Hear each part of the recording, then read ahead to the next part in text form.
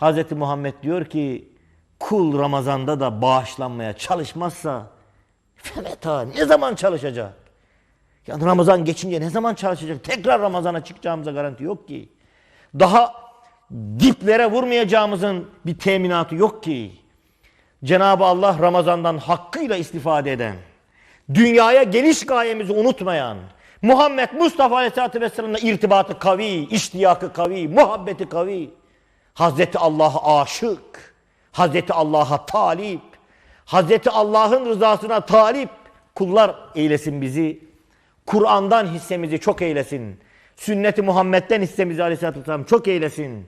Rıza-i ilahiden hissemizi çok eylesin. Duadan hissemizi çok eylesin. Cenab-ı Allah'a emanet olunuz efendim.